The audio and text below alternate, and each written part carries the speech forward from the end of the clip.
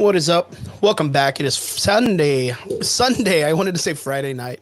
It is Sunday night, and you're here with the Average Boys podcast. It's your boy Crispy, and it looks like I'm running solo today. Brian, Sundays are really hard for Brian to be able to make it, but he's trying to maintain, and he'll be back sooner or later. And Triggs is trying to get home right now. He's at work and he'll probably try to see if we can get in. But if not, we're going to be having a good day today. It's just going to be a catch up on everything that went down this week. And yeah, man, going to appreciate all of you guys coming in. Hey, David, if you want to jump on, man, I can send you an invite if you like. I can have you totally jump in. I mean, if you're not busy, dude, if you're not busy, I got things that I want to talk about anyway. So yeah, I'm going to give people a little bit of time to jump in, see what's up. I'm going to share. Make it happen. I don't mind. Let me go ahead and do this real quick. I hope everybody's having a good weekend or a good week. Everybody did really well. What's up, Dave? Good to see you. Everybody in the comment section. I want to say I appreciate you guys tuning in again every Sunday night here with the Average Boys. Yeah, let me go ahead and share this real quick. Share the story and share now, just so that people know that we're on and we're active. But yeah, let's see what's up, David. I will send you an invite if you'd like to see if you want to jump on and just hang out for a bit. I don't mind. I'm running it anyway, so want to say what's up, guys. Thank you for tuning in. We appreciate every one of you guys. Thank you for tuning in on this Sunday night back with the Average Boys podcast. Hope you're having a good day. We're going to be talking about a couple of things. Of course, had some pretty good events happens this weekend, especially one of them that I wanted to kind of bring. But you have your phone, dude. You can jump right in. That's not even an issue, man. Don't even say that. You can just jump right in and just chat. I wanted to talk about the current, I guess, like echo chamber that the convention scene and all these vendor events are having on I guess the community when it comes to the vendoring and cosplays and all that other stuff.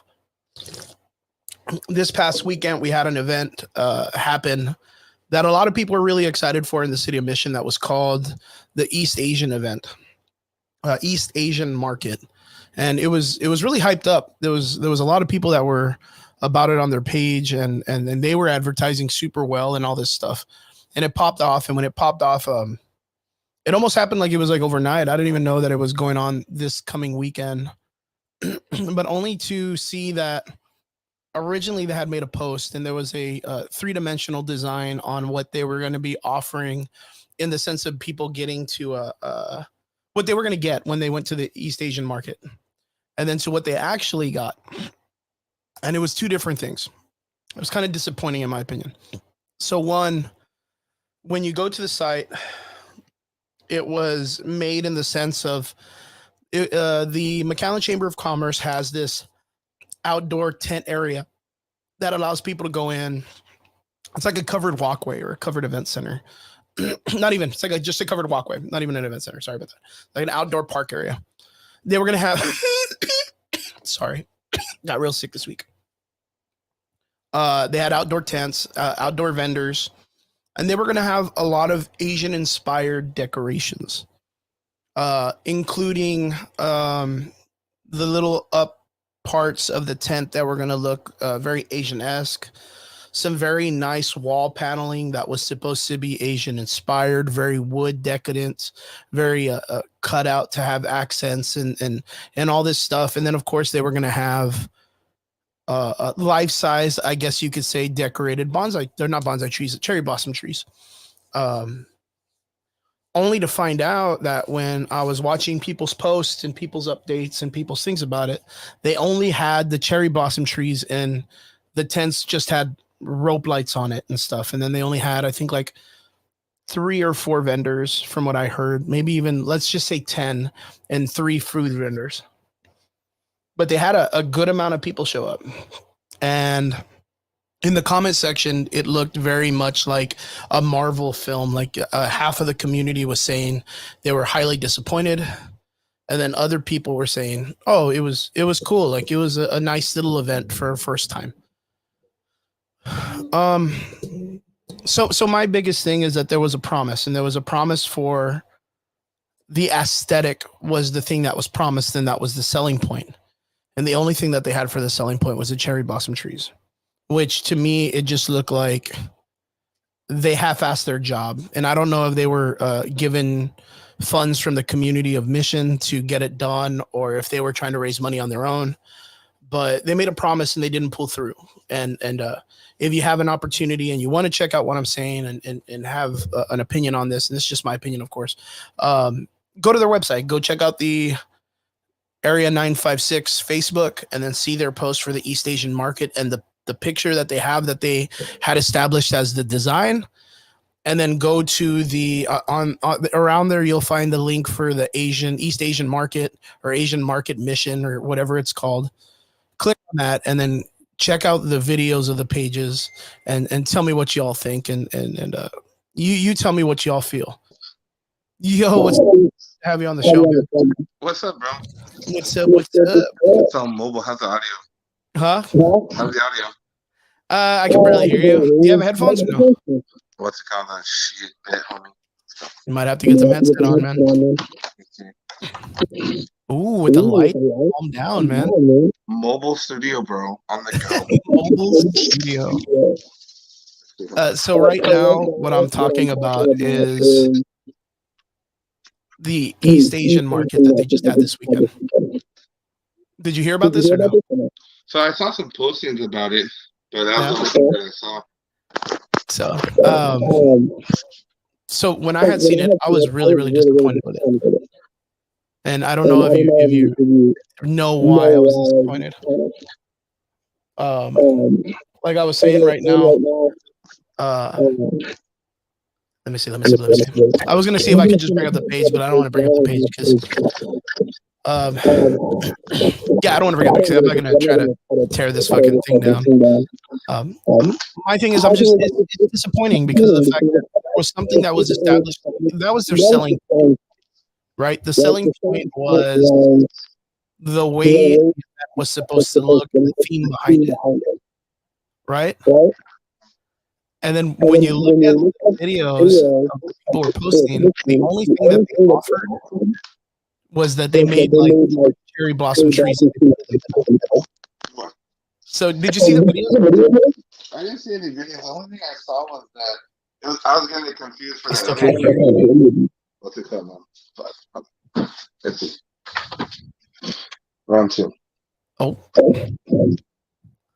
Let's see if I can get your audio. Can you hear me? Hold on. Can you hear me? What's it called? Oh, there you are. I can hear you now. Can you hear me? A little bit. Now I can. There's like certain positions that it works in certain positions it don't. Because I can't hear shit. Watch. What I would recommend is jump out real quick, fix the headset, and then come back in. That's true. Let me see. Yeah, that's probably going to be the best thing for David to do. Yeah, so this thing went off called the East Asian Market, and I wasn't impressed. And I wanted to ask people who hopefully went to the event, got to check it out. Let me know. I know there was a couple cosplayers. I know Kari and Janelle went, which are two really good cosplayers. They were representing Ghibli Con, which is another event that's coming up. I think like next week. It's going to be in Mission next to CERN or the Seed building, which is over there next to 5x5 Brewery. If you're not aware. KibliCon is going to be a small little indoor event center at the Mission Boys and Girls Club on Conway, I think. But my biggest concern is this. Right now, there is a plethora of conventions that are happening in our community down here in the Valley, South Texas area. A bunch of people are showing up and setting up their shops or setting up their small booths and vendoring. And shit, I don't know how to say this, but in any other nicer way, but most of them suck. Hey, Dave. Can you hear me now? Hey, yeah, I can actually hear you a lot better. Woo! Yeah, what's up, David? How you doing, man? Good, bro. Appreciate you getting the invite. You might want to raise it up just a little bit. Raise up them volumes up a little bit, boy. How about now? There you go. Cool. Yo, how you doing, man? Good, man. How you been? I'm doing pretty solid. Trigger is trying to get on the show, but he is currently, I think, stuck like at his job area, and he's trying to get back to the studio so that way he can get online. But till then, we have to start at 8, so we got to keep the show going. It's just what it is. Fuck it, let's Hey, go. hey, so you're talking about that Asian market. So I saw one posting for it, but I didn't see anything else from it, bro. No pictures, no videos, no nothing. It's really crazy, man, because from what I heard is, and what I've seen is that there was above 200 and something people that went, maybe 300 people that went. So, Damn. I mean, you yourself, you understand this. You run little events and stuff, or you were running little events for a little bit at the old shop. You know how hard it is to pull in at least 100 people into an area like that. This was ran by the city or ran by a third party connected to the city at a city event center or a city event area. Uh, but there was, to me, there was this really crazy thing that there was this theme of promise. You know, they offered the opportunity to make the environment or the area look very Asian-esque, very East Asian kind of. I guess the idea of the aesthetic of being like a Asian, outdoor boothing area and stuff. And the only thing these people did for the theme was put like 3 cherry blossom trees right in the middle of all the tents. And that was it. There was no decoration of the tent area. There was no decoration of the booths. They had Asian inspired cuisine restaurants there that were selling stuff. But apparently the wait for those was astronomical and people were complaining on how long it was taking for food. And they only had like 10 vendors.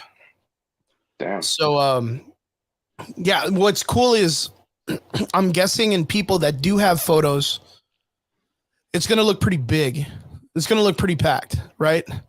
But if the only thing that they aesthetically had were 3 cherry blossom trees, like if it was me that was not running it, but if it was me that was going to that place looking for that aesthetic, I'd be super disappointed. I'd be really, Yeah. really disappointed. And to me, that's like when you do a job that is bad and it's represented by the city, you call that shit out.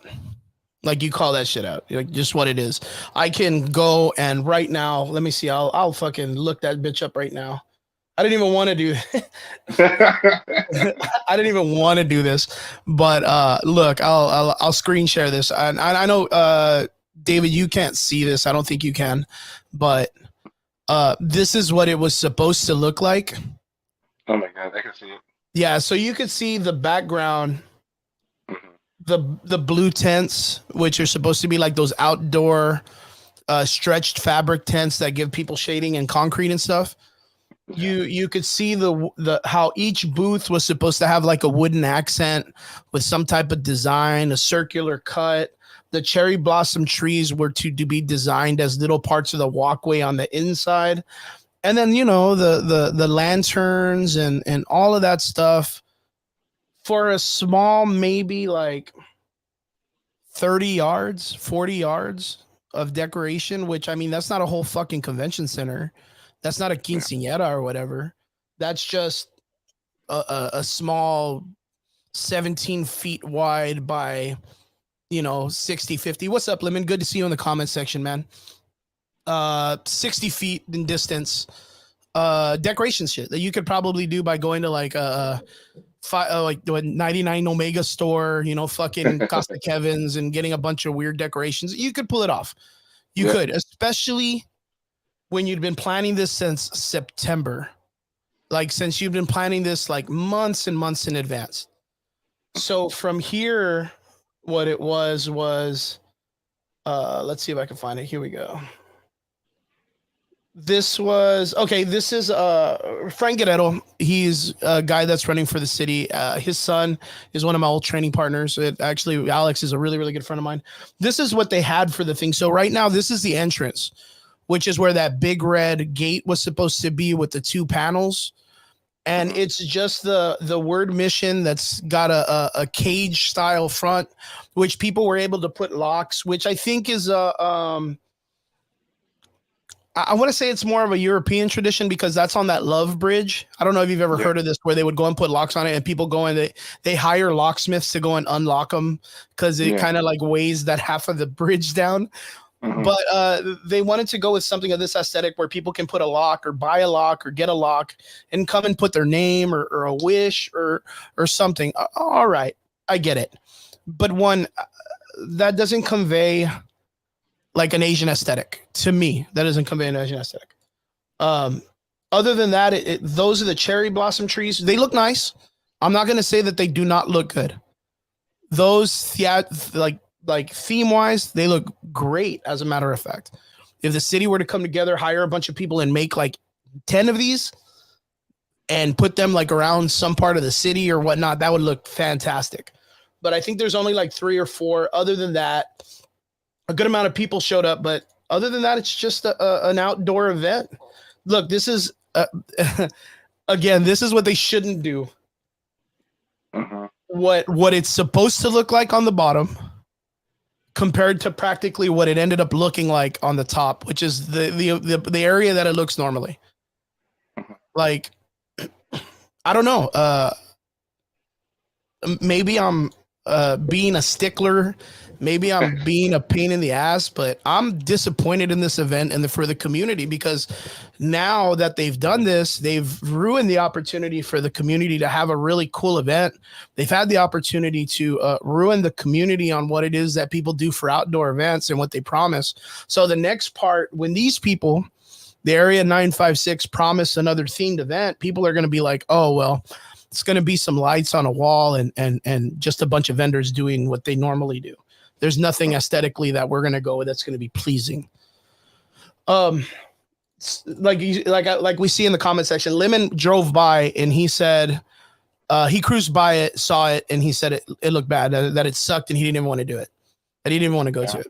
Lemon, if you didn't stop by, that's on you, right? But if you did get to stop by or knew anybody that stopped by, let us know in the comment section what people actually thought of the event.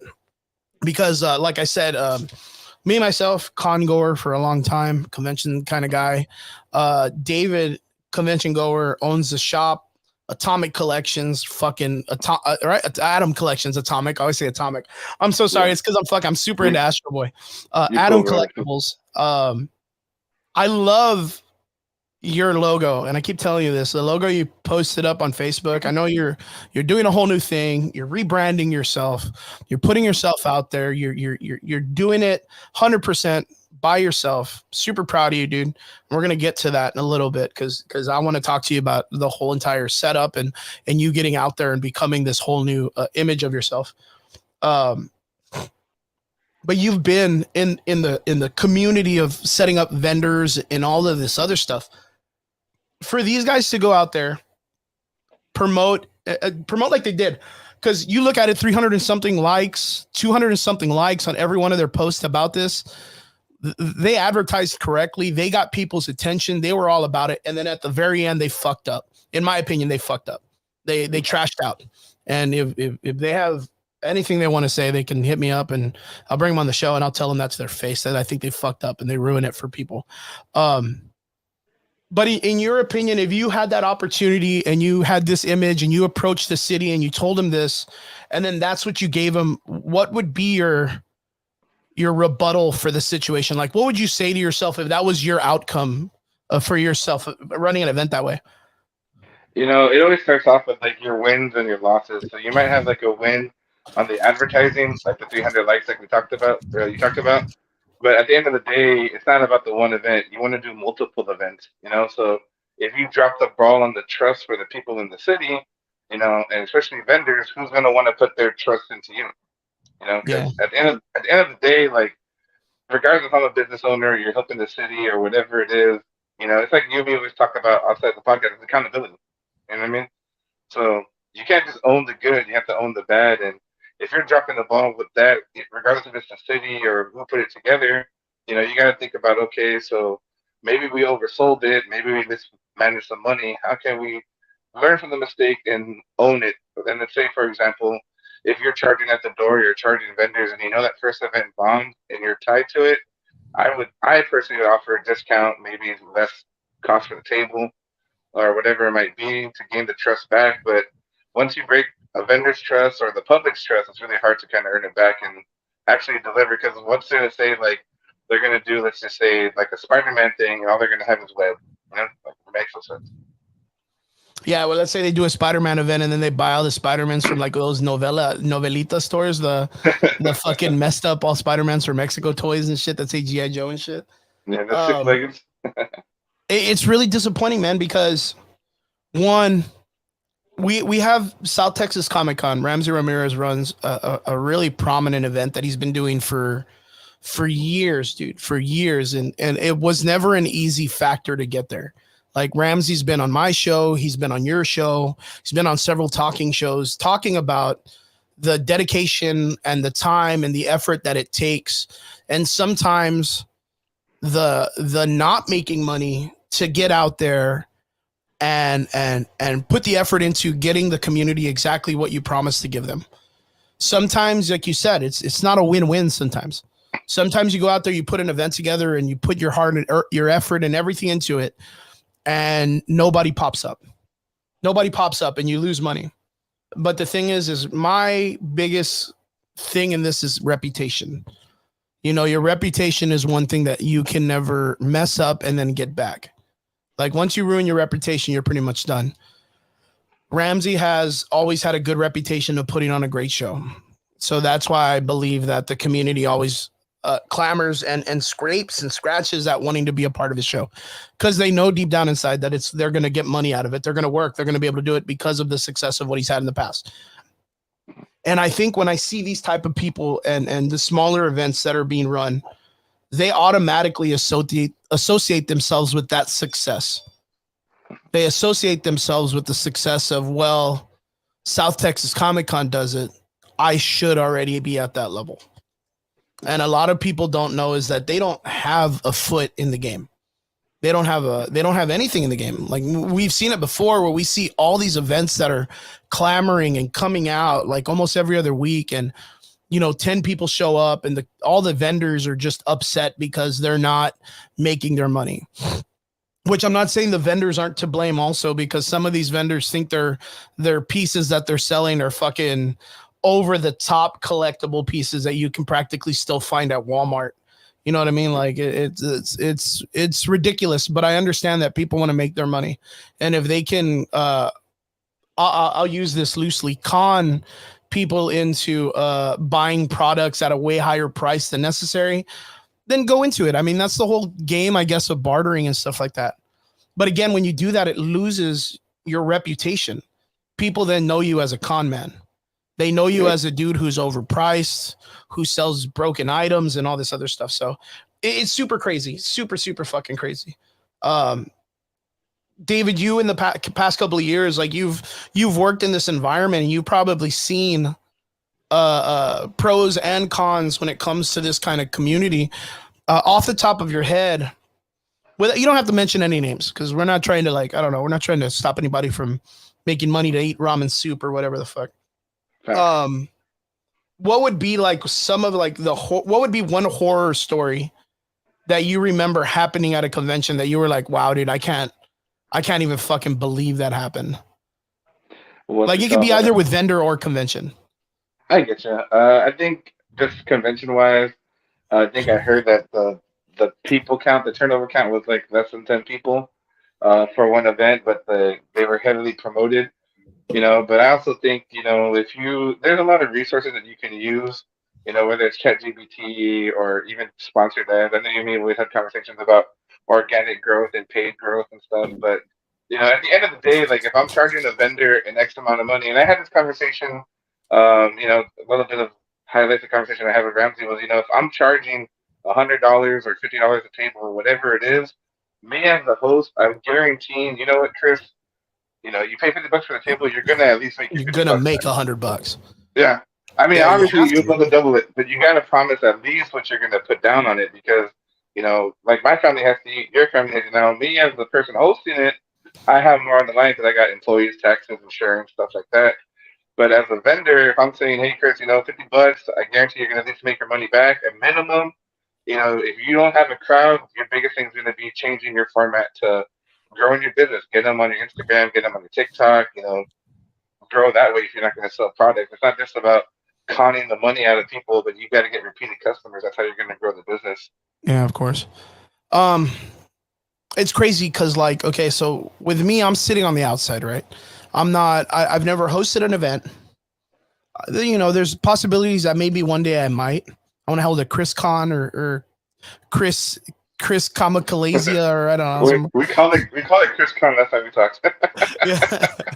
Yeah. One day I would like to host something, but I'm not going to go into it unless I know I can bring something fun. Two, you have experience being in a convention and casually running small ones and stuff like that. I'll say this out loud that I think so far in the last maybe like year, the majority of events, they suck. Like I'll put that straight out there, and I'm not even going to try to lie about it because I'm not trying to sugarcoat anything. Because the people that are out there that listen, that pay attention to this, I appreciate you guys for trying. But me as a person who purchased the tickets or purchased the table or purchased anything to be a part of it or associates myself in it, I want it to be good. Like I want it to be good for the community. I want people to be able to leave, and I want them to leave happy, which is the consumer's dream when it comes to being a person who runs something. You should have it to where not every person, because you can't please everybody, but the majority of people should be able to leave and be happy, or at least somewhat content. At least somewhat content. Let's just say content, right? Me, I'm saying the majority of the events that I've been to this past year just suck. Like they just suck. Like, and I'll say that out loud. Do I think they could be better? Yes. One of my major concerns, and the only reasons why I say this, is because it does not take away, it adds to the failure of our community and making it suck even more every year. And the more people go out there and do just more and more and more without building something with without having some love and affection and, trying to make it successful, it makes the community worse, and it makes it look where we cannot go out and plan to do this anymore because nobody wants to show up. We've seen the decline of people showing up to conventions this past year stronger than any other year before. And to me, that's scary because we're still on the factor, kind of lightly. We're still on the footnote of after the virus, people coming out and enjoying themselves and wanting to do something, wanting to be a part of something and go out and have some type of adventure or excitement. And this is kind of forcing people to go somewhere else, which does not help the community, does not help vendors, does not help small businesses. I have my quips and quotes about that also, but we'll talk about that in a little bit. But what do you think in this year of experience that for the upcoming events that are coming up, what do you think that they need to focus on to be a little bit more successful or to build into a more positive lifeline when it comes to running events and conventions? I can tell you from the experience that I had. I mean, obviously, I've been out of the valley for a couple of years, just kind of hearing the news and talking to a lot of people. Definitely, the biggest thing besides the accountability is, there's steps to that ladder of success, and the more steps you try to skip, the harder you're going to fall. Mm-hmm. So some people are just saying like, hey, you know what? I got the money. I'm gonna go blow off the wall. I'm gonna just get 5 voice actors and fuck it. And you can do that. I mean, if you have the money, more power to you. I mean, I wish I had the money right now. Mm-hmm. But if you're not building the brand successfully, like you're gonna think that you're really succeeding, but you're not. And there's always a saying that says, you might not think you're winning, but you're winning. But I mean, if people are telling you like, hey, I had a good event or you have a good time, that's where it's really going to be successful. The past parking lot event that we did at the old shop, vendors were like, hey man, it's actually a good turnout, and I hate being that guy, like just because I'm not here to like discredit other people, but they're like, hey man, I made more money at this show than I did at this show, and this show Mm-hmm. charged me more, and so forth. I said, hey, you know what, I appreciate it, but don't go and compare us to other people. Like, the way that we advertise, the way that we set up's different. There's wins, there's losses, but True. ultimately for this coming year, hopefully a lot of vendors and a lot of people that are going to be hosting vendors take into account, um, you know, getting the trust of people to do it again. If I sign you up for an event, Chris, I don't want you just to do one event. I want you to do all my events. You know what I Yeah, mean? yeah. You want multiple events. You want Yeah. you want to be able to retain the vendors. Yeah, exactly. That'd be really cool. And even then, like sometimes a lot of people say, well, sometimes you have to change out vendors, but honestly, like people are gonna buy what they want to buy. The power's in the consumer. You know, Mm-hmm. if I want to buy prints or crafts or whatever, you're gonna buy it regardless. It doesn't matter who it is. You know, True that. True And that. if the vendor's not communicating, like if you come to my table, Chris, and I don't have the Funko Pop you're looking for, if I'm not the guy that says, hey, man, I'll be here at the next event. What are you looking for? Are you looking for Marvel? Are you looking for Captain America? Are you looking for Iron Man? Oh, Iron Man. Okay, man, come to the next event. I'll have some Iron Man for you. You know. Okay. So you have to kind of be engageful as the vendor part, and then also as the host, you got to listen to that feedback, even though you're not going to like it. You know, you got to listen to that feedback to make it better. Otherwise, you're just going to have the reputation for kind of being like a con artist, con man type of thing. Yeah, yeah, yeah. And once you get branded with that, bro, you're done. Like you're done. Yeah, pretty much, man. I asked you that earlier about like your horror story. You want to know what my horror story was, and it wasn't even like a big story. It was it was something that I heard. This was a while back, and it was at a big convention. Someone was saying that they had to get rid of a table or a vendor because they were selling fake pops. You have to understand that I had never even heard that there were fake pops. Like that is the weirdest thing to me. That's like I mean, back in the day, we used to buy Oakleys and shit. We'd go to Mexico and buy some fucking Oakleys and shit. Fuck yeah, And bro. on the whim, like we'd be hanging out with homies like at the park, and they'd be wearing some, and you'd be like, "Yo, dope Oakleys or whatever." Like I'm gonna steal that guy's shit one day or whatever. You don't even know. Like you're not even paying attention to that shit. But then of course I think like when we got into like maybe like the high school era, you know what I mean? Like people were like, yo, those are fake Oakleys. Like, let me show you if you hold it up to the light just right when the moon's during the day, like you could see where it's fake or whatever. Like it was like the astrology shit to find out how they were like fake Oakleys or whatever. But you could always kind of get away with them. And of course, there was like the fake Nikes and like, it kept going on and on and on. And it was one of those things that us being a border town, it was so easy for us to get those type of objects just to kind of like cruise and shit. I did not know that there was anything called like a fake pop. I didn't even know that was a real fucking thing until someone called it. And I was like, pops, I think pops suck. And there's no disrespect to people who Hey, like run cool, pop bro. stuff. I think pops suck. I hate them. But um, they're such a simple design. How can you tell when one is fake and one is not? Like, what's the trick to catch it? Lemon, I know you left a comment. I'm gonna make sure I talk about that right now too. I'll make sure I post that up. But I just want to ask that because I don't understand. How can you tell a pop is fake? What's it called? My favorite one, bro, is the price. Like, I've come across some people that bought an Elvis Presley. It goes for like 3 grand, and Fucking they'll does. end up finding the research. It goes for 3 grand, and they'll come in. They're like, "Hey, I want to check if this is real." I'm like, "How much did you pay for it?" $30. It's not real. Like, Damn. I'm just Damn. like, But what if I can it's tell you right now, yo, bro. wait, what if that's like one of those like, oh, I found a Bugatti in like some old woman's like barn at her farm that her husband just had, and it's a real Bugatti. Yeah. What if you I get mean, that one like fancy there's Bugatti out of nowhere? I'm Like not how gonna can you lie to you, tell? bro. I'm not gonna lie. That's happened once in a while, but we always ask the backstory, But obviously, there's things that we check for: the Okay. footprint, the printing, the print on the word "pop" is half faded, the Ooh. cut, the window. Sometimes you get window swaps where they change the window, like the plastic and stuff. Oh, okay, the Um, front plastic. yeah, and they even Yeah, do that yeah. for autographs, bro. Like they'll sign blank or they'll sign the plastic autos, then they'll swap them and shit. So. Oh no, Yeah, it's dude. crazy stuff, bro. It's crazy stuff. But the best one is just the stories, bro. Every now and then you get that Lamborghini in the garage type of thing. Yeah, But yeah, you know what I'm talking yeah, about. you do. I'm not gonna tell you like it's all the time, but I usually hear, "Well, I was at the mall and it was there for like $20." I'm like, "All right, bro. Like now you're Yeah, done, you're like, that fam. ain't a Like story. yeah, you That's not a done, homie." story.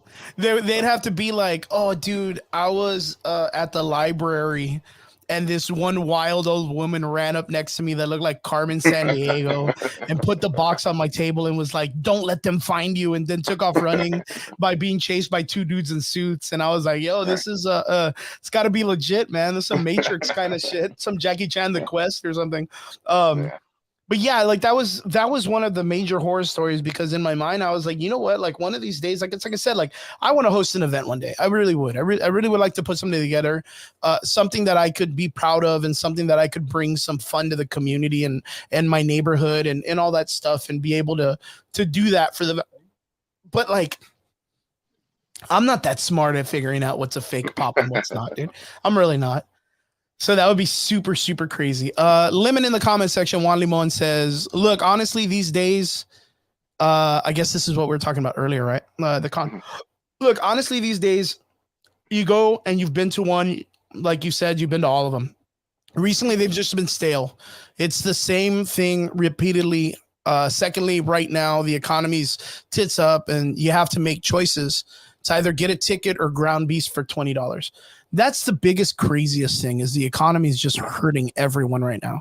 I haven't I haven't had a conversation in a while that someone has just been like, dude, I'm doing fantastic, bro. Like I bought all the gifts, I fucking do all the cool stuff. Like everyone is like eating shit right now. Everyone is eating shit. And it's crazy. I was just talking to my roommate about this, but I had read an article that to be able to be financially successful right now, or at least in the right state of mind, you would have to be making an extra $15,000 this year just to be where you were like in 2020, 2019. Like that's nuts, dude. Like pre-coronavirus, you would have to be making 15,000 extra just to be at some type of comfort. Now the crazy thing is, David, you're a man of numbers and a man of crunching the economic structure and finding ways to make money and stuff like that. What like do you feel it right now when it comes to this, like the economic distress right now? What's it called? With the experience from both, when I worked at Walmart and then with this, I mean, in Walmart we combated with just cheaper items and stuff. But as for small business wise, bro, like I always believed in, and I guess I can see it more now because having a business and then watching it slow down is different than building a business. And the reason being is, if I'm a business and I have a shop and my shop's been open for 3 years, and if I'm looking at my numbers and I'm used to making $300 a day, and let's say one day I randomly drop to $200 and it becomes a trend, me as the owner, I have to build that $200 back to $300. If I allow it to keep trending down and I don't combat it by either cutting my costs, cutting my overhead, because at the end of the day, like right now as a market, people don't want to sell their pops or sell anything because shops like us are offering 20 to 30% of what it normally costs, Okay. and that kind of affects the whole thing because now why would the person want to sell to me when they can just post it up on Facebook, wait and buy it somewhere else? You know what I mean? Mm-hmm. So one of the biggest things that I'm doing different in the shop that I open now is I'm buying a little bit higher, but I'm also buying a little bit more strategic. You know, you just got to be transparent with the consumer. You know, if someone wants to sell their pops and they don't have anything that I can sell quickly, I'm going to offer a little bit less, but I'm also going to pay a little bit more than the competitors.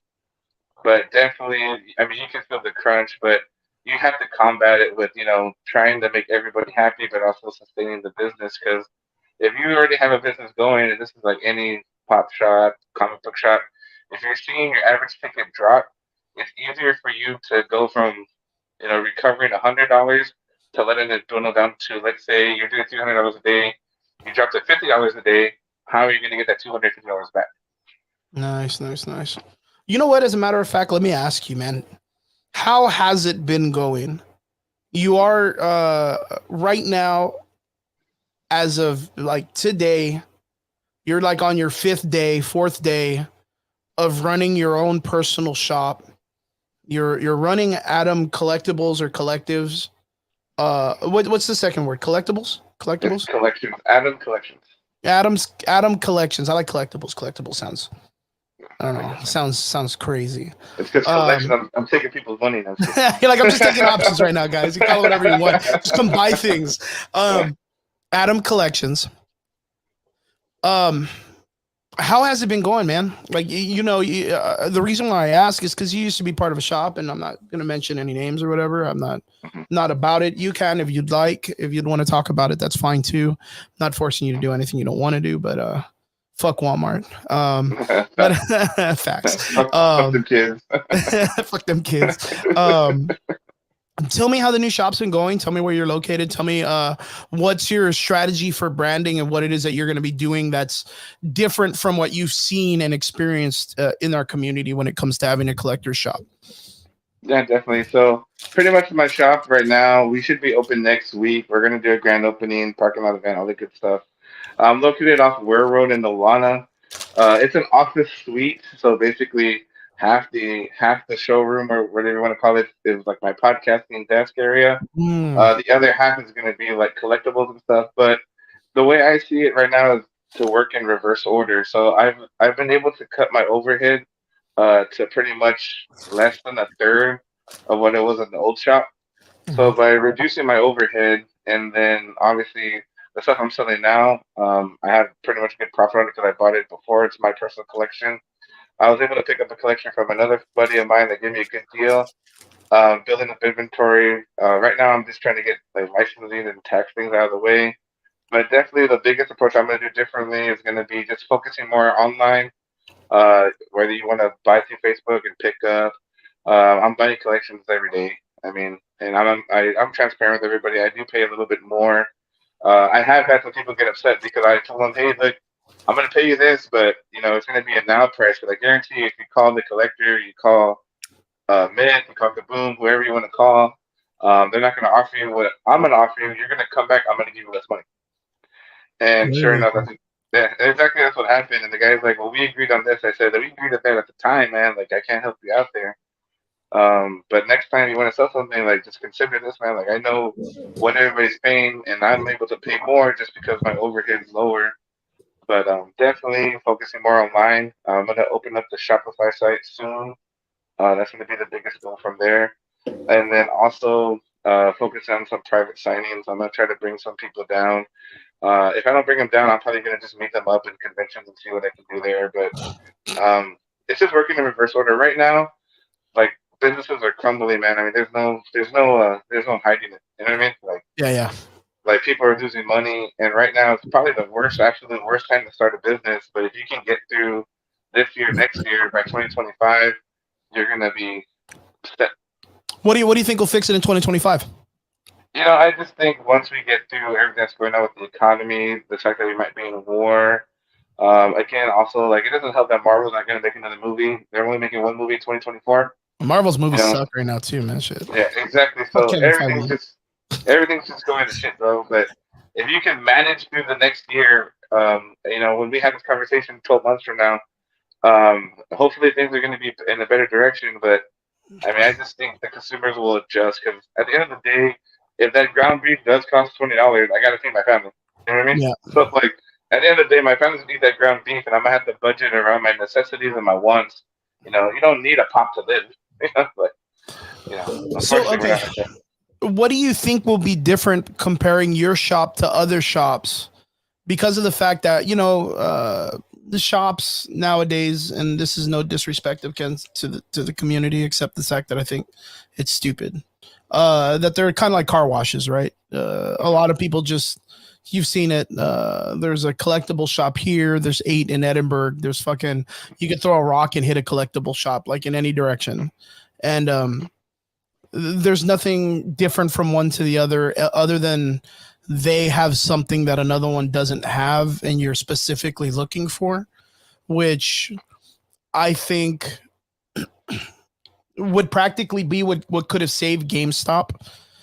You know what I mean? If GameStop turned into what all these collectible shops are, I think it would have saved itself. If they were able to work in like the whole buyback better.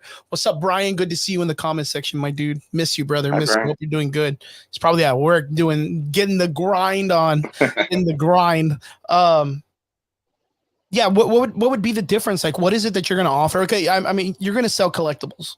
You're gonna sell pops. You're gonna buy retro games and sell retro games. But like, what is it that you're going to offer? Like, of course, I always go back. I think Ramsey is a really good blueprint. I think right now he is probably where everybody would like to be when it comes to this business. Um, he has his war room. He has his area that he allows people to come in and commune create communities when it comes to like different card games and different board games. He has like open projector nights and films and all this stuff. Is there anything in particular? I'm not saying you're going to have like a fucking movie night or something at your shop, but is there anything in particular that you're looking at doing that's going to say, hey, you know what, even if you're not buying a collectible or buying a comic or buying a retro thing, this is something my shop's going to have for you just to come by and have a community that you all can meet at? What is it that your shop will probably offer in that venue? So what I'm looking for is like a 6 month plan. Right now, it's to build some inventory, get the brand established. I think, and I don't want to give out too many secrets because I don't know who's out there watching or rewatching, That's right. but definitely, I think engagement with the family is going to be key. And when I say engagement, I'm just gonna give an example. Like, there's some festivals that, and I'll give an example. I think PokeFest, for example, Mm-hmm. kind of hit the nail on it. Like, you're paying an entry fee, but you're lingering for a long time too. You know what I mean? And lingering is good and bad. As a vendor, it's bad. As a hosting it, it's good because you got people there. You know what I mean? Yeah, yeah, you got people And there. and for me, like if I could have an engagement night, and some shops have already done it. I know you may talk about it before, like anime bingo and so forth. But Yeah, yeah, you yeah. have to be you have to be able to connect the future collector and the now collector, and that's how you're gonna win it. So, doing things like that, and I don't want to go too much into detail because I can't give the business away. But definitely I want to do more engagement with the community because I feel like if it wasn't for the community, I wouldn't be able to get where I'm at. Like right now, Yes. my Good page is point. Good my point. page has been open. My page has been open and active since November 18th. I have 152 followers, 70 likes. Averaging 12 likes a day. That's not bad. Like No, that's that's not pretty. bad for a beginning. Like that's pretty fucking good. And I barely got the logo like yesterday. So I know that there's some trust that I bought from the community, and I want to give back to that community. Yes, good Just point, man. yeah. Good fucking point. That's excellent. That's an excellent way to put it, dude. So, That would be like a fucking Taco Tuesday, man. You bring in like a fucking person just to come oh, outside bro, and bro, I don't know. Are you listening to me, bro? Because so me and Ashley actually kind of talked about something similar, yeah. and I was like, "What if we were to do this?" And she's like, "How would you make it work?" I'm like, "So like I gotta eat, so but like we could do like 50 tacos and then like 10 for us or something like that Yeah, cheaper or dude. whatever." Like, Uh, fucking you gotta get damn, like that's such a yeah, good yeah, like that's such a good mentality to have, right? Where you're like, you know mm, what? The community's gotten me here. I have to give back to my community. And like it's crazy because the numbers you're mentioning are, of course, when it comes to running a fucking business, the numbers aren't like super big, but like you understand it in the sense of like right now that you're barely beginning and the numbers are there and the respect and the reputation you have has built a trust in people with you and your repertoire. Like you understand that and you're like, you know what, I now early in the game I need to try to find ways to give back so that way the community understands the type of heart I have to give back to these people. That is so fucking good, dude. Let's just yeah, have for a sure. death metal concert, dude. Yeah. Bro. I Do mean, death metal. there are. I'm not gonna lie to you. So I'm trying to do two events next year. One early and one late in the year. And I'm trying to figure out themes, man. I mean, rock and roll might be one, bro. To be honest, I'm not gonna lie. Yeah, So, dude, let's fucking do like a Pokemon death metal concert, dude. shit. Yeah, Only let's just Vegas and have dress up, bro. like we'll have everybody on stage dressed as a Pokemon, just death metal, dude. Um, but yeah, that's super fucking good, David. I'm super proud of you, dude, and I'm super proud Yeah, on for sure. just your work effort that you're putting in right now. So you're saying that your shop's gonna be open up by when? So I'm hoping to be open by next week. Right now, I'm just kind of sorting out the hours. I'm pretty much between 9 and 4. I'm buying merchandise. You can shop or whatever. I haven't finalized the days. I'm kind of trying to run a 9 to 9, like a 12 hour. Okay. But I just haven't gotten there yet. But the biggest thing, like the community. So this weekend, I actually have a market. I think it's out in Far, so I can get some local people, some penetration of the local market. So I'm doing some of the pop up events, like the ones that the city does and the other people do, Mm-hmm. just to get the brand out there, and also to give good deals. So I have a lot of stuff that I bought very, very cheap, like pennies on the dollar. So I'll be giving stuff that away, some QR codes to get people to like the page, follow, and Yeah, so yeah, yeah. forth. Get something to get them connected real quick. Yeah. So Are it's you gonna be doing like kind a of gamers difficult. night or anything like that in particular? Like anything to kind of get So back to the gamers? So for sure, what I'm thinking about is like I'm gonna do the first event. I want to try to do it themed out. So like I want to do like one pop culture, like let's say for example, like pops and figures. Another one like crafts. Another one like just food. I think just food would be badass. Yeah, dude, that would be really cool. Um, but lucky enough, I have a an owner. owner, rent guy, whatever you want to call him. He's real cool about it, bro. He's all for it. He doesn't care. He's like, as long as you clean up, bro, you're good. I got it, man. As long as you clean up. Yeah, I can pick up trash like a motherfucker, bro. Yeah, you're like, I got this shit. I got this shit. Oh, that's super good. Hey, so where's the new shop gonna be located at? Bro, you got me on that. So the address I think is 3615 North Ware Road. Basically, it's going to be next to the Stripes on Ware Road. It is an office setting, and right now I'm doing by appointment. But once I open, I'm looking for 9 to 9, maybe a 9 a.m. to 8 p.m. Nice. But it's going to be awesome. It's half of the office is technically like a podcasting, so there's a desk and stuff there where I can do appointments and Is that contracts. catty corner to Target, right? Right there on Nolana Yeah. and Ware Road? Oh, bro, it's Candy Corner to Peter Piper, bro. Peep, peep, peep. Yeah. Let's do an underground railroad system to go to the arcade and shit. Bro, for real, bro. I was happy with that. That's fucking legit, man. Well, good shit, man. I'm super proud of you. That's a really nice location, also, man. It's a really, really nice location. Straight up. All right, David, you're stuck with me on the podcast now for the rest of the time. We don't got a lot of time, anyways. We got like an hour or less. Yeah, we did. What's up, man? What'd you do this week for nerd shit? Did you get to see all the cool trailers and all that stuff? Did you get to see Godzilla and all that crap or no? So I didn't see Godzilla. I started watching, or actually, bro, you're gonna laugh your ass off, bro. I was watching fucking Blue Beetle, bro. No, you got to see Blue Beetle. So I fucking saw Blue Beetle. Okay, before we go on, Lemon says in the question, he says, "We know that the stance is in fakes, right? What about the stance on replicas? Replicas, is that like on pops or what?" So like fakes are just like all out fakes, and then replicas can be like duplicated. So for example, you know how you have like those little fancy adult trading cards? You know what I'm talking about? Mm-hmm. So those adult trading cards are not really fake, and they're not really replicas. They're like inspiration, like art pieces. You know? Mm-hmm. I mean, they're technically fake, but I think it's just good to beholder, bro, because having a complete fake item and a replica is different. It's like when you 3D print something. You know what I mean? It's still a fake. Then. No such thing I as mean, a replica. I mean, is it though? Like, is it? I mean, I don't know, bro. To me, it's the same thing. If I had this and I 3D printed it, it'd be a fake version of this. I mean, you're not wrong. I mean, it's still fake. It's still fake. Unless it's coming from the actual person who created it, it's not a replica. That's the way I see it. But let's say, okay, let's say Boji, right?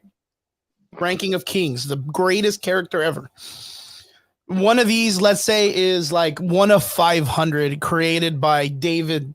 David made 500 of these for a series. Let's say all 500 of these are sold. And then David makes a 501 for a special friend. Like just off of the series, not a part of it. Would that be considered a replica? I mean, I would say yes. Yeah, I would say yes. I would, because you're getting it directly from the actual creator, but it's not a part specifically for that series. So it's kind of like he just made an extra for a friend.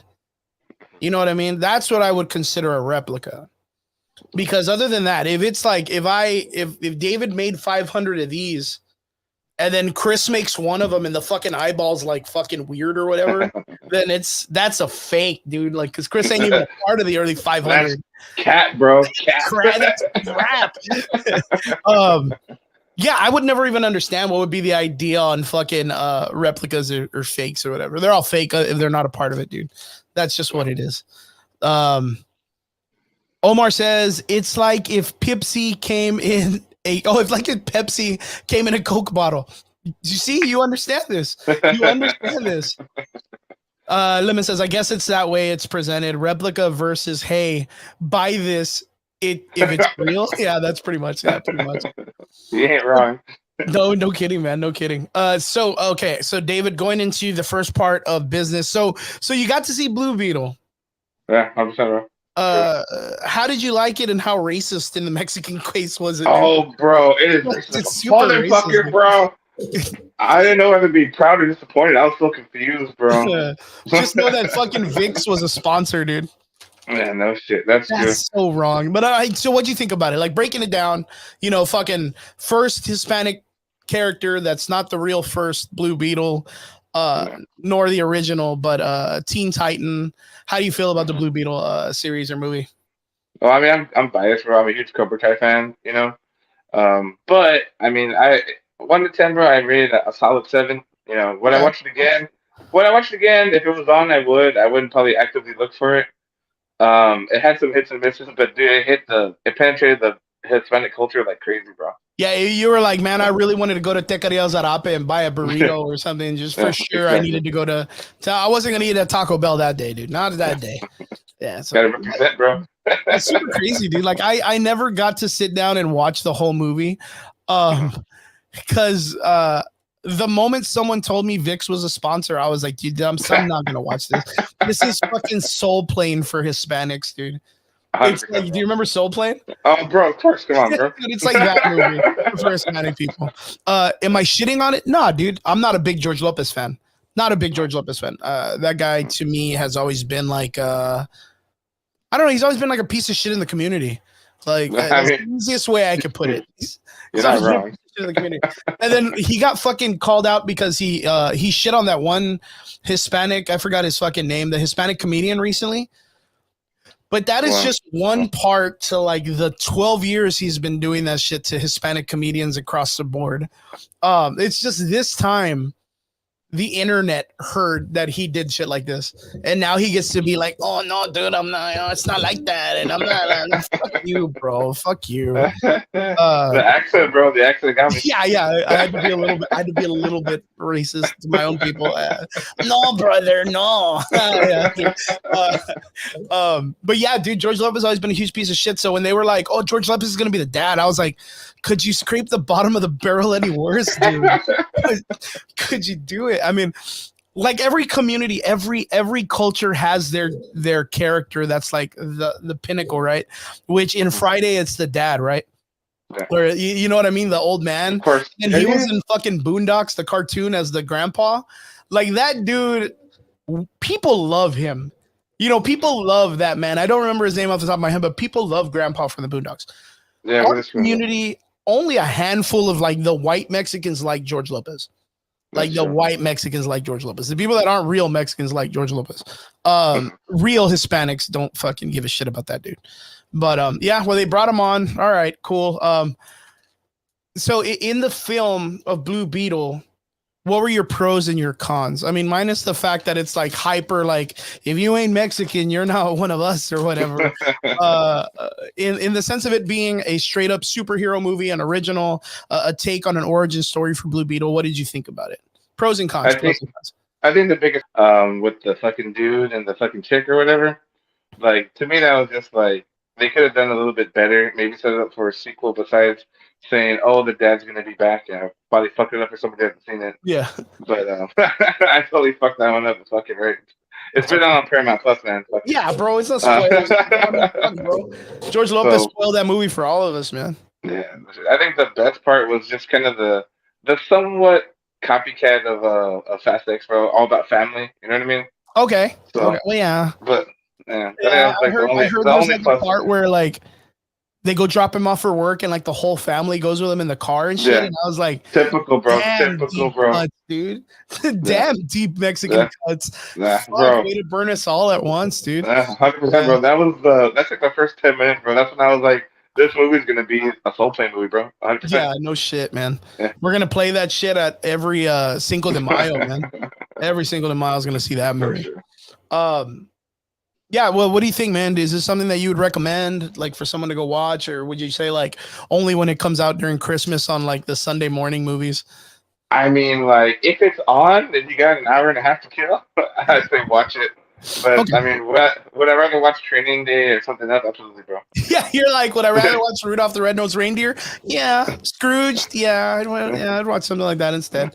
Good shit, good shit. Okay, well, let me ask you, coming into the new week, coming into the stuff that just dropped off, being that you yourself am somewhat of a gamer and you've been in the gaming community and you sell video games and you know that shit, by chance, did you get to check out the Fallout trailer? So I only saw the still images. I was actually gonna watch it after this before we got onto your Oh, yeah, yeah. podcast. I was doing my nighttime research and stuff, Nice. Nice. but I could. It What's looks that? fucking good. You know, the last Fallout I played, bro, and it's real shitty, bro, and people are gonna hate on me, bro. But The only Fallout I ever played, and I stopped playing, was Fallout Vegas, and apparently That's it's the one of the shittiest best one. ones. I heard it was a shitty one, supposedly. No. That to Supposedly, me is supposedly. Fallout Vegas is probably one of the better stories and the better put together games. Hmm. Fallout 3, or what was the next one after that? It was all right, but it clamored too much at like the nuance of video gaming at the time. It wasn't until that they added like the DLCs and all the extra stuff that they added, what is it, the animatronics, or the technotronics, where you can like kind of like fuck with robots and add robots to your community and all this stuff, that has started to make the game a lot better. But the Fallout series itself has such like a rich story, that it was all based on like the atomic family time, when people were all like, "Oh, World War II, atomic bombs, be careful, Cold War. Don't forget, if an atomic bomb goes off, hide under your desk, kids," and all this shit. Like, if that was gonna make it any better. It made a story that insurance companies and all of this stuff, and like that weird techno vibe, was on the rise, to where people knew that the atomic age was there and atomic bombs were eventually going to go off. And they had atomic shelters established in different parts of the communities. You could buy insurance, and the only people that survived were people that could afford the insurance and bought into it. Everybody else that stayed on the outside were people that practically just didn't buy into needing atomic insurance or whatever. And the whole story about Fallout is, you're a family who went and hid in the Fallout shelter. The atomic bombs went off. The world got destroyed. Everything got irradiated. It's been, I wanted to say, like, it's 8 years or 10 years or some shit like that. And you finally come out of the Fallout shelter because you're running out of food, and people are going a little bit like, space crazy. And you want to kind of go out there and see if you could find like your family. I don't know if it was like your wife or someone that's out there. So like, that's the whole shtick of it. Like, literally just going out there. It looks fantastic. And what a good premise for a film. Like, what a good. So it's gonna be a movie, or it's gonna be a TV show? I don't know. I think it's gonna be a movie, but let me check it out real quick. Fallout TV show. Yeah, it's gonna be a TV show. 2024. It's stated for 2024. And I don't know where it's gonna be. In fact, you know what? I'm gonna play this bitch right now. You were gonna watch it anyways. Can you see it? Reaction, bro. Huh? Yeah, when you shared the screen earlier, I could see it. Yeah. I wonder. I just can't see chat. I can't see chat, bro. You can't do chat? Oh, no, I yeah. can't see chat. I'll tell you about the chat though. You got it, We're bro. gonna watch this bitch right now, and I don't know if you're gonna be able to hear it, but I'm gonna make sure. Oh, fuck it, bro. Always share audio. Let's go, baby. Okay, can you see that? Can you see it? Yeah. All right, let's go. Tell me if it's too loud. I can hear it. Good. I know that I've lived a relatively comfortable life. So in the game, you can choose a gender. So I really don't think that it matters if it's a male or female, which, I mean, that's what's cool about these fucking games, where you kind of choose your own shit.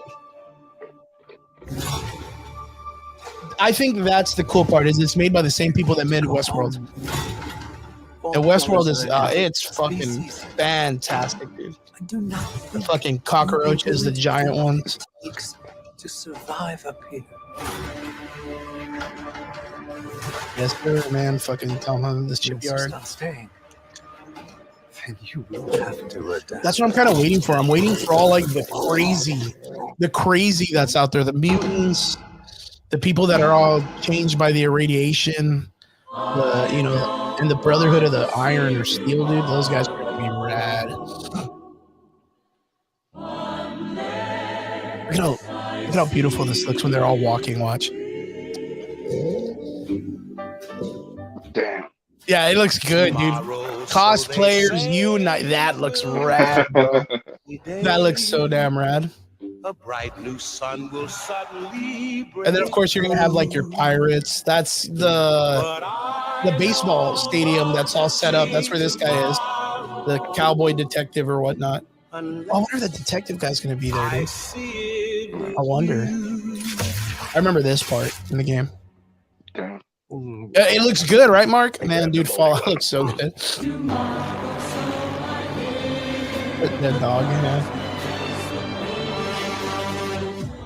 I wonder what game they're gonna be going after. Like, I wonder. I don't know if this is based on Fallout 1 or Fallout 3. Because Fallout 3, there was like time travel and all this other stuff. That's of course the beginning part before you get into the shelter. And it looks like the cowboy guy's the one that looks like he saves the little girl or whatnot. You see that? She kind of like real Terminator Judgment Days kind of shit. It looks like it's gonna be based on Fallout 3.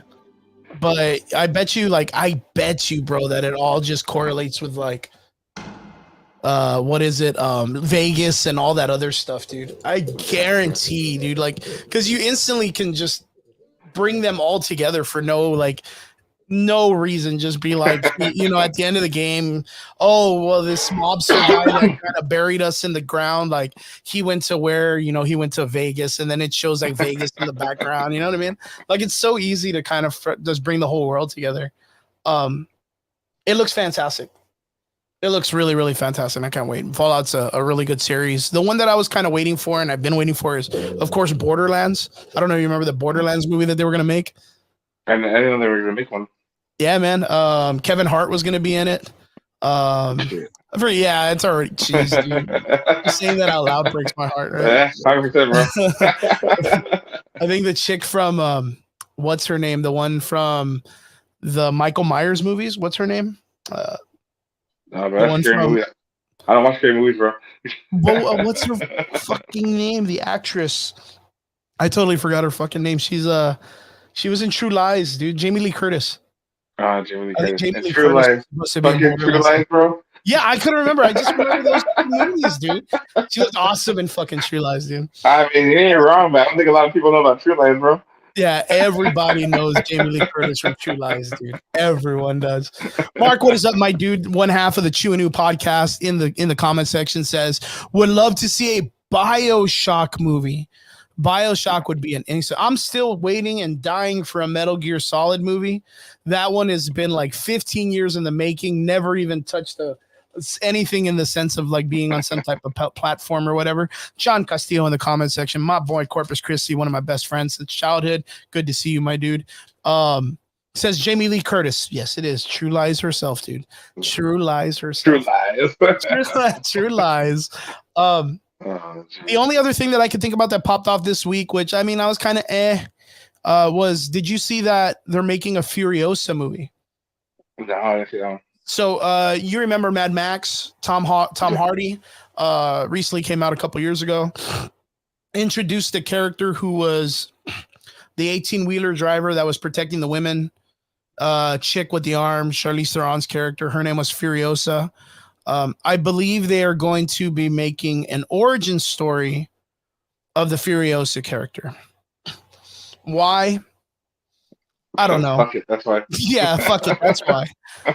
We barely got a Mad Max movie, and then the Furiosa character and the other story kind of took over, which didn't go that bad. I actually really was a good fan of the Mad Max story.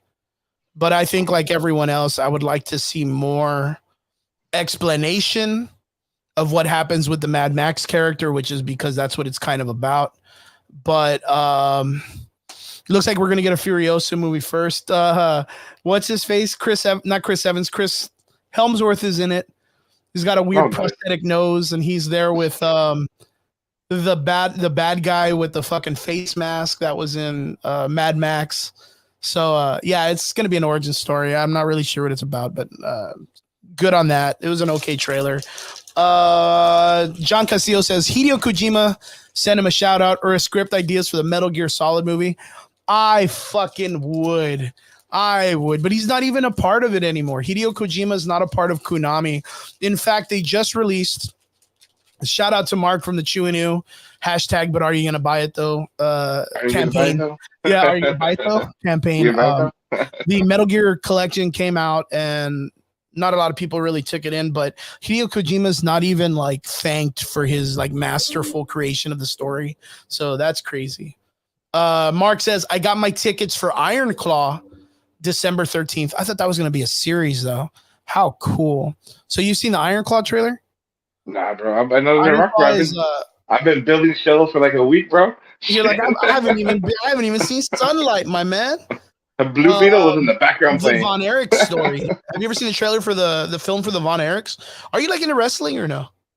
I mean, I think I saw something from the Von Erichs, but that was the family, right? Yeah, you remember those guys, right? That was like Yeah. the Bruce Lee of the wrestling world, which is like everybody believed the family to be cursed by demons or like has a curse that all the brothers ended up dying and all this shit. Um, but they were like the royal family of the wrestling world, the Von Erichs, and now they're making a movie. Zac Efron's in it. Guy looks like a fucking behemoth, dude, of a man. I mean, we all remember this dude used to be like the Beach Boy, pretty boy from High School Musical. And now he just eats metal, dude. Like he just looks like a fucking like a man's man. Like a But the dope. problem with that is that there was a while back that Zac Efron got into a horrible accident, almost lost his life, and they needed to do reconstruction on his jaw, and that's why his jaw looks like that now. So now he just looks like a fucking 80-year-old bodybuilder, man. It's just crazy as fuck. But he looks really great in the part. The Von Erichs movie looks good. The Iron Claw, like, make sure you guys go check it out. December 13th. Mark Velasquez, Chew and Ooh podcast, has his tickets. He is already in the theater sitting there, dude. John Castillo also says Chris Hemsworth's going to be in the Furiosa movie. Yeah, he's got a weird ass nose. It looks awkward as fuck, but he sells the part. The only other thing from that this week was I gotta ask you, how big of a Marvel fan are you? You know, I used to just call myself a solid 8, 9, bro. But lately, I'm gonna Lately, would you say that lately would you say I'm that a I'm more proud biased? I'm a proud 6.5, bro. Proud 6.5, proud 6.5. Being a success from the Loki movie, we know that there's going to be a lot of big changes in the Marvel universe. There was a really big, crazy, like billionaire sit down. We all saw videos about it this past week with Elon Musk. Bob Iger was there, and Elon Musk was like, "Yo, bro, get good." You know, trying to talk shit to Bob Iger.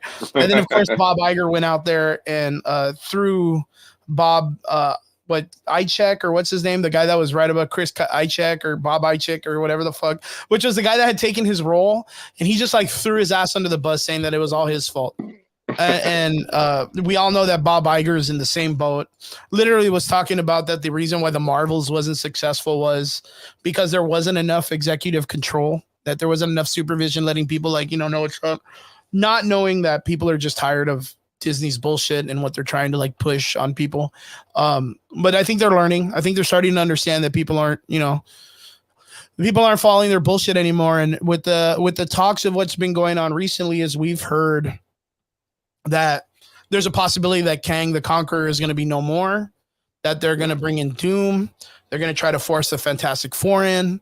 They're going to try and do Secret Wars and maybe bring in the original Avengers.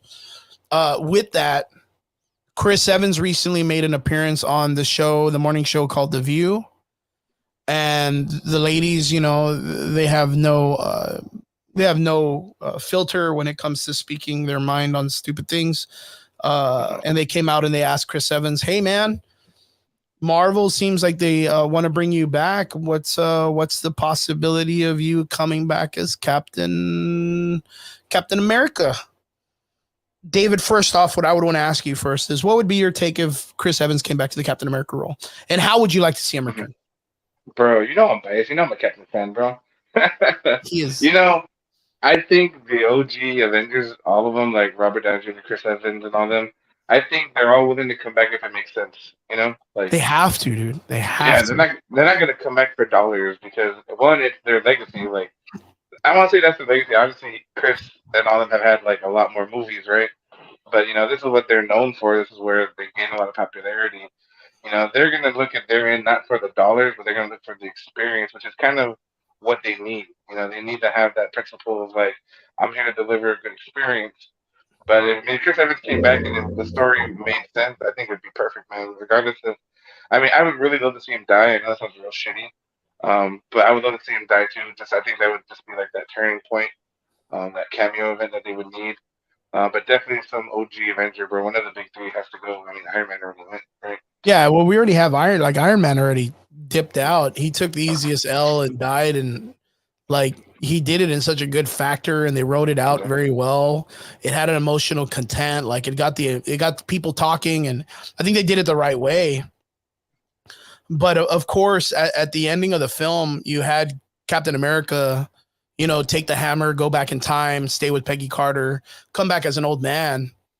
And then people were associating that idea with Kang and Quantumania telling Ant-Man, like, oh, are you the one with the hammer? Because I killed you before or whatnot. But that can't be, because old Joe Biden, Chris Evans, was there at the end, giving Captain Falcon the shield, which means he never killed him in the first place. Unless, of course, the normies would be like, oh, well, in the multiverse, he killed him. It's like, bitch, he could have killed anybody. Could have killed Black Widow with a hammer then. You're not making any sense. It doesn't really, unless it's said by the company, he didn't kill anybody other than Thor, it sounds like, because he's the only one with a hammer. Chris Evans came back and he said, of course, like, if it's done in the right respect for the character, he would definitely come back, which is equivalent to what Tom Holland said, because Tom Holland said he doesn't want to come back as Spider-Man really unless there's like a really good purpose. Well, the problem with that is, one, Spider-Man, Tom Holland is a dude that needs money, because those guys, all of them need cash, because everybody likes to work for millions. No one wants to work for $9 an hour. And Tom Holland hasn't been making a lot of great movies. If you want to call Uncharted great, it's not Spider-Man. You know what I mean? Yeah. And his character was just last seen getting an apartment, which that's not an ending for Spider-Man. So I don't know where he's saying he ain't going to come back to at least finish the story. Yeah. But Chris Evans is different. Chris Evans had like a definitive ending to his character. A solid ending. Got old. That was in the comic books. Finally found Peggy. Really technically wasn't in the comic books, but it's something that he got to do and settle down with Sharon Carter. But he got his end. A lot of people are talking about how they would like to see him come back. Like, of course, for Secret Wars being like an alternative version of Captain America. I myself would like to see him come back as Captain Hydra. I think it would be great to see him come back and be a villain. A Captain America who, I mean, how cool was it to write that Captain America in that story becomes a Hydra agent, but in the middle of a war in New York City at Madison Square Garden or wherever they were fighting, he was able to walk up to Thor's hammer and pick it up as a Hydra agent. Like, how intelligent was that when it came to writing? Because, us as readers and people that are, deep down in the Marvel trenches when it comes to the comics, like, we know that Hydra is literally like Nazi Germany. Like, we associate Hydra with Nazis, even though technically they're not. They even didn't even care for the Nazis. Like, Red Skull really didn't care. He just used them so that he can build his factor or whatnot. But it's still practically a fascist group of people that wants to force their ideology. And Captain America was coursed into this action of being a Hydra agent, which he truly believed, and in that process was able to still lift Thor's hammer like with ease, and it scared the fuck out of everybody in the group that was there, like everyone, even Jane Foster, who happened to be the person in charge of the hammer at that time. And then everybody left, and they left the hammer in his possession and all that shit. Even Thor, at the time, if I'm not mistaken, was still unworthy and couldn't lift his own fucking hammer. And Captain America rose that bitch, like being in his complete like alter ego, right? So Thor, of course, was just everyone's bitch at that time. I think that would possibly be the greatest comeback, would be to have Chris Evans come back as young Captain America fighting Captain Falcon, Captain America Falcon, Sam's character. And then in the middle of it, giving like the speech that he gives, and then, Thor fighting as, I guess, King Thor, because they don't have Jane Foster out there anymore because she, like, I don't know, died of cancer or whatever the fuck her character's doing, and Taika Waititi's problem or whatever he did. Yeah, the idiot. To have it to be where, like, everyone's like, dude, we got to get away. Chris Evans is evil. Captain America is evil or whatever. And then he lifts the hammer on national television or national, like, film. You know what I mean? That was equivalent to, like, him lifting the hammer the first time in the movies. You know what I mean? Like, that was like, people waited for that to happen from Age of Ultron. almost a 10-year gap for us to get that. And then for him to say Avengers Assemble, that was the next one right after that. You know what I mean? So like to get him to re-pick up the hammer, but do it as a Hydra, I think that would be fucking poetic, dude. That would be like, that would get, if I was Chris Evans, I'd be like, fuck yeah, I'm coming back. Fuck yes, I'm coming back. That would be Hey, epic. bro, but gotta be done right, bro. Because you fuck that up, bro. Everyone would be confused as hell. Because Yeah, I not can see everybody's a why. comic reader, bro. That's the only Yeah, bad part. I know that makes so much fucking sense. But you know what? Like, it's crazy. Like, that's absolutely correct. It has to be done right. So, like, speaking of dumb shit, right? Taika Waititi recently came out. I don't know if you saw. Were you a big fan of Taika Waititi's work when it came to like the Marvel universe? No, I mean, not too Ragnarok, much. we all love Ragnarok. I think he did phenomenal on the Ragnarok film. I Of mean, course, he made Thor it Love was and entertaining. yeah, and then he made Thor Love and Thunder. Yeah, like it's crazy because yes, Thor Ragnarok was one of the top like Marvel films, but the reason why I think it was successful was because of the fact that I love the fact that they say, well, we don't want to stick to the source material. We want to be different. We want to leave our footprint. We don't want to do what they did already in the comics. Yeah. But they're literally stealing the Planet Hulk storyline, like almost word for word, and just giving it to Captain America or Captain Thor or whatever you want to call him. They're giving it to Thor, and it's like, well, you said you didn't want to stick to the source material, but you're just taking the source material and putting a new fucking character on it. That doesn't make any sense. So, first off, Taika Waititi came out in an interview recently, and he was saying that the only reason, mind you, he had made a successful show called the ones that stay in the dark or whatever the fuck, which is his vampire story, which is a really good show. And then he just made JoJo's Rabbit, which was a film that came out. I'll even tell you what it grossed right now, right? JoJo Rabbit gross. Let's see earnings. So domestically, it made $33,370,000. Internationally, it made $53 million. And worldwide, it made $86 million. $86 million for a film that cost, what does it cost? Let's say it cost. It was only $14 million to make. So $14 million to make, $84 million worldwide that it made. So it made over its sum. So let's say Taika Waititi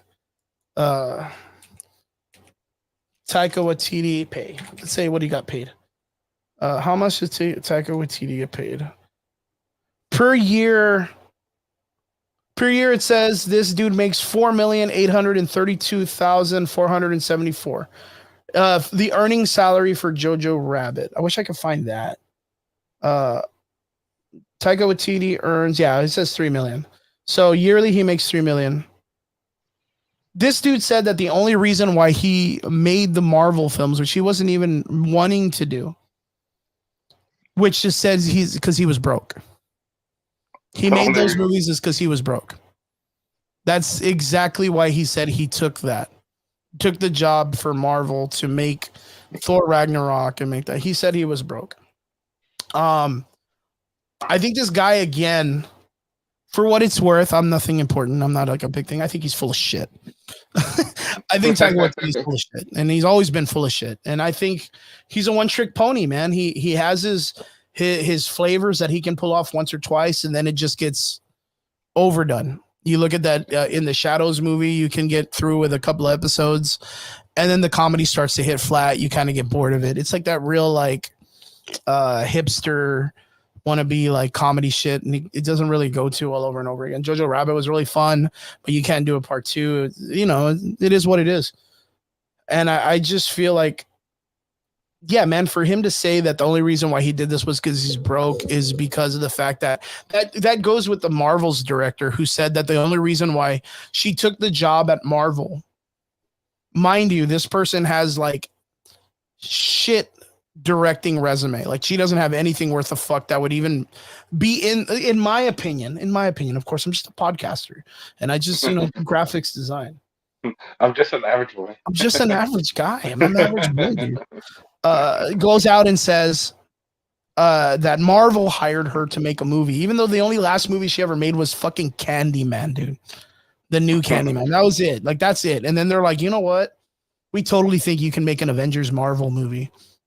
You know, Marvel, mind you, hires her. And she says, the only reason why I did it is because I needed to pay back my college loans. Like, dude, the fucking gall of these people, like, to think that in whatever nature that they are in the sense of their art or whatever it is that they're doing, that they're bigger than the years of Marvel's success when it comes to creating all of these awesome characters. Every one of these multi-million-dollar characters that they've created that are all different IPs and franchises all on their own. The gall of these people to think that they're bigger than them. Like, these people would never talk this way if Stan Lee was still alive. They would never fucking talk this way if Stan Lee was alive. They would never. Fucking assholes. But, yeah. So, what's your take on like Taika Waititi as an actor? Because of course, like right now there's talks of Thor 5, Chris Hemsworth practically coming back. You know, would you want to see a return of Taika Waititi or a chance to give him to be able to like save face? Because of course, like he said, of course, in the interview, I never really wanted to work with Marvel. I needed the money because I was broke, right? And then at the very end, of course, during, you know, Thor Love and Thunder, he was praised and he was like, oh, hey, you know, I really love the franchise. I had a great time, Thor. I love the character, Chris Hemsworth. I love the guy. Like, everything's amazing. He makes Thor Love and Thunder and he was being called out by the community for being a shit director. And they wanted him to do better and do research and stuff, only for him to practically tell people, watch me destroy your IP and laugh about it to your face. And then he goes and makes a shit movie and then gets completely shit on by everybody and then blames everyone else for hating it. Like, you know what I mean? Now, at the end of the interview says, I mean, but if they wanted me to come back, I'd totally come back. After shitting on Marvel and saying that the only reason why, that wasn't like, it wasn't an honor. It wasn't an honor. If you were to get called, David, if you were to get called right now after our show, Kevin Feige calls you up and says, David, we love what you do at the Collectors, or we love what you do with, you know, your items and the things that you do. We would really like you to make the Nova movie. You know, it would be good to have you as a director to make Nova. You never directed a movie in your life. Would you be like, yeah, fuck it, I guess, Marvel. Yeah, you're fucking, you know what I mean? Or would you be fucking honored, bro? Would you be honored to be called by Marvel? I mean, in personal opinion, bro, I mean, if they're reaching out to you to start something, you have to put your brand to it. Because at the end of the day, like, that's part of under your belt. Like, if he's not taking it seriously, or you see the performance of one good movie and several follow-ups that flop, I mean, that's just not right. And you're right, bro. If Stan Lee was alive, he'd probably give more creative direction. You wouldn't have such a shitty Phase 5 or Phase 4 or whatever we're in. He can't even fucking tell at this point. You know, he's got to pray that we can pull ourselves up. Yeah, it's fucking crazy to me. Fucking crazy to me. I just don't think, like, I mean, right now with the way Marvel is in shambles and stuff, I just don't think people are really respecting Marvel for what it is anymore. I think people are trying to jump in and self-insert themselves as much as they can because they want to use that as some type of jump platform to post just themselves up, not the Marvel Institute or not the Marvel IP anymore. It's really crazy. And I think Marvel needs to take into consideration who is on their team to really bring people in. And of course, like, they need to look at that in the executive position and the higher ups and people that are, you know, putting a bunch of stupid shit into movies that people don't want. Like, I don't know, man. It's just in shambles and it sucks. Like, I forgot if this is even, I don't even know. I'm going to look this up right now. Can you imagine right now if this is going on? I don't even know. It's your Aqua 2 release date. Okay, yeah, because this just happened yesterday. It's like right now, Aquaman 2 is about to be released on the 22nd of December. My brother literally was like, yeah, it just got released this weekend, man. It's already out. I was like, are you fucking kidding me? Like, there hasn't even been any trailers or nothing. No one's talking about this shit. The Aquaman 2 is released for 22nd. The series isn't going to be pushed on super crazy because it's the last film of the dying Snyderverse.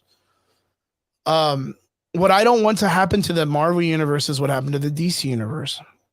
You know what I mean? I don't want it to be where like one, I think it's stupid for people to believe that there's anything that's called what is it, like superhero exhaustion, or I forgot what it is that people are calling it nowadays. Have you ever heard this thing where people are like tired of superhero films? Yeah, Fatigue, they're superhero kind of fatigue. superhero fatigue. Yeah, I get you. Yeah, and it's like, how is that a thing when Invincible is fucking doing amazing?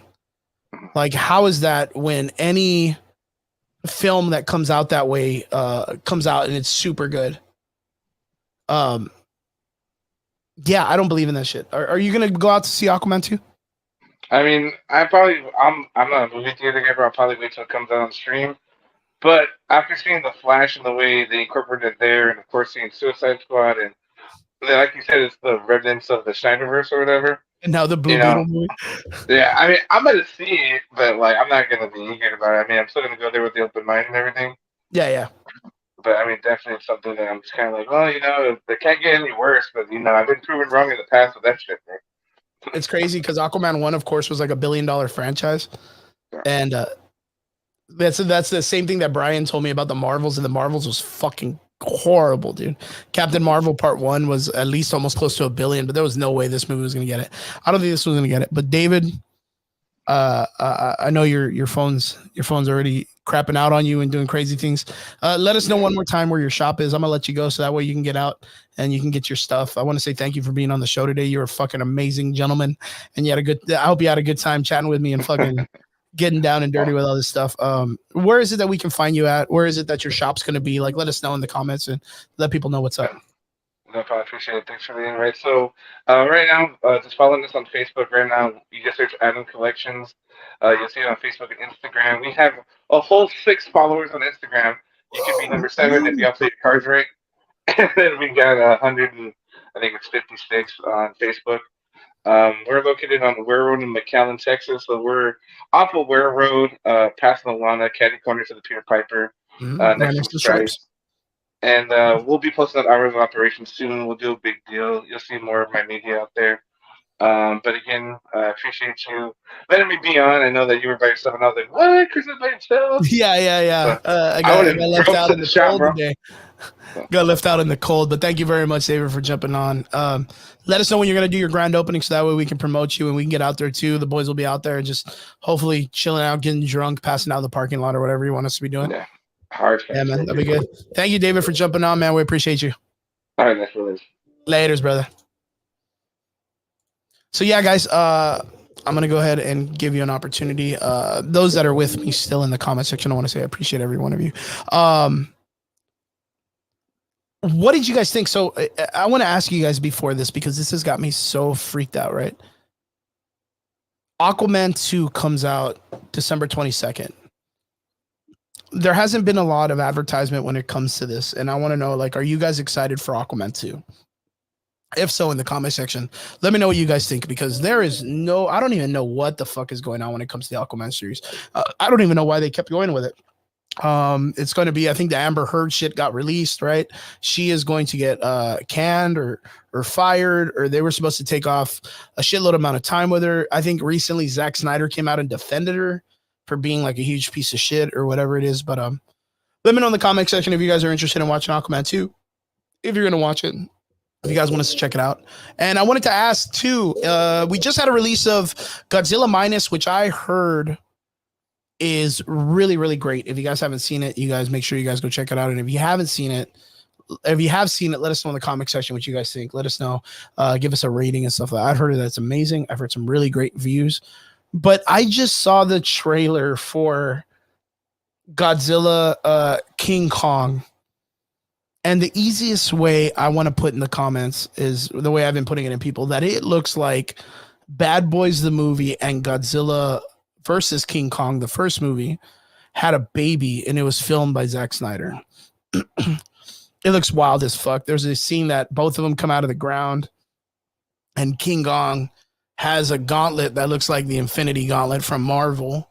So like King Kong has, at first he had an axe in the first weapon, which was crazy as fuck to me. Now he has literally like a gauntlet. He has an arm glaive that takes engineering to make. So confused by this, and there's like a whole colony of Kong gorillas. It's not just one. They're trying to, I guess, cross over from their great beyond in the first movie, and they're trying to fight and take over what Kong's world is like, or Kong Island. It looks wild as fucking. Godzilla and him are going to team up. They're going to do a team up in a collab, and they're going to go after these guys. But let us know. That's going to be King Kong and Godzilla, the movie, together. But right now, there has been a release of a film called Godzilla Minus, based more in the Japanese culture of what Godzilla originally was. It's during, I want to say, like World War II. You have a character that's coming in, and human man that is trying to come back to the world after the war, and Godzilla pops up. So it's him trying to come back to his humanity while he's dealing with a catastrophic event, and family and people are dying. Most definitely something that I've heard that's pretty good. You guys go check it out. Let me know what you think. If there's anything else in the comment section you guys want to let me know about, let me know. And if there's anything during the week that you would like us to cover, make sure you guys tell us in the comment section. Hit us up in our DMs. I would like to say thank you to everybody that tuned in and jumped in. John, Mark, Ham, my man, straight up from Harlingen. Thank you for jumping in. John from Corpus Christi. Lemon, I want to say I appreciate every one of you guys for jumping in. Thank you for leaving comments. Thank you for leaving the the emojis and stuff like that. I really, really appreciate you guys. Let us know in the comment section during the week what you guys would like us to cover here every Sunday. And we appreciate every one of you guys for coming in on Sunday night and hanging out with us here on the Average Boys podcast. We appreciate every one of you. We hope you guys have a great week. Go out there and kill it. Don't let anything bring you down. Don't let work bring you down, or the economy, or anything like that. We just got to make it through this, and we're going to be all right. Appreciate every one of you. We hope you have a good weekend, or a good week, and a good rest of the night. You guys make sure you stay safe. And yeah, I'll see you later. Peace.